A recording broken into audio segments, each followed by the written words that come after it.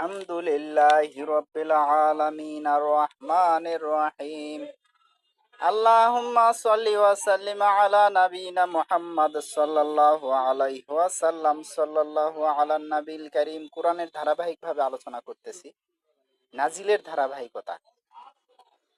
আয়েশা রাদিয়াল্লাহু আনহা বলতেছেন, আল্লাহ তাআলা যদি প্রথমেই বলে দিতেন যে তোমরা মদ খেও না, তাহলে মানুষেরা বলতো যে আমরা কোনোদিন মদই ছাড়বো না। এভাবে কথাগুলো আসছে।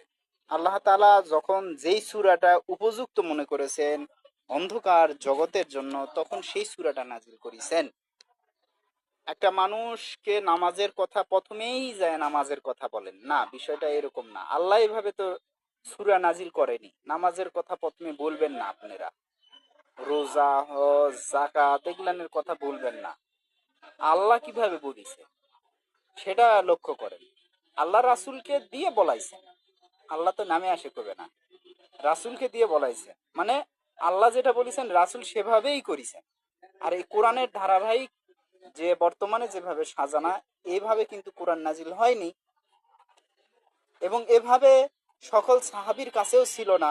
আপনি ইবনে কাসির দেখেন, ইসলাম ফাউন্ডেশন প্রকাশিত কোরআন সংকলনের ইতিহাস, সেখানে যান, দেখেন বিভিন্ন সাহাবীর কাছে কোরআনের বিভিন্ন ধরনের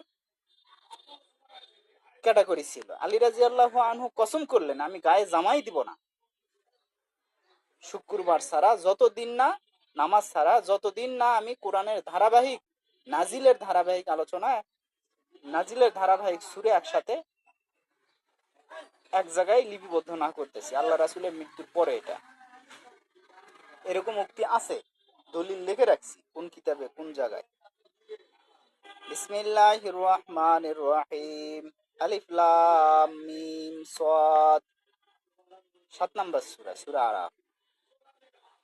কিতাবুন উনজিলা ইলাইকা ফালা ইয়াকুন ফি সাদরিকা হারাজুম মিনহু লিতুনযিরা বিহি ওয়া যিকরা লিল মুমিনিন। তোমার নিকট কিতাব অবতীর্ণ করা হয়েছে, তোমার মনে ইহার সম্পর্কে কোনো সংকোচ না থাকে, ইহার দ্বারা সতর্কীকরণের ব্যাপারে, এবং মুমিনদের জন্য ইহা উপদেশ। মেলাগুলা কথা। কিতাবুন কিতাব, উনসিলা নাজিল করা হয়েছে, ইলাইকা তোমার কাছে, তোমার কাছে একটা বই পাঠানো হয়েছে মুহাম্মদ। হে মুহাম্মদ, তোমার কাছে একটা বই পাঠাইছি। কিতাবুন মানে বই, উনসিলা নাজিল করা হয়েছে, পাঠানো হয়েছে। আমি পাঠাইছি, তোমাকে একটা বই দিছি, এভাবে কয়নি। আল্লাহর কথার হিসাব কিতাব আল্লাহ শুধু বলতে পারবেন, কোন কথা কেন কিভাবে বলেছেন। মানুষ শুধু ধারণা একটা করতে পারে, গবেষণা করতে পারে, এইটুকুই, ব্যাখ্যা করতে পারে না। তোমার কাছে একটা কিতাব নাজিল করা হয়েছে, একটা বই পাঠানো হয়েছে মুহাম্মদ। ফালা ইয়াকুন ফি সদরিকা, সদরিকা মানে এই যে এটা বুক, বক্ষ, সদর, যাতে করে না হয় সদরিকা তোমার অন্তর হারাজুন সন্দেহ, অন্তরের মধ্যে সন্দেহ বাসা বাঁধে।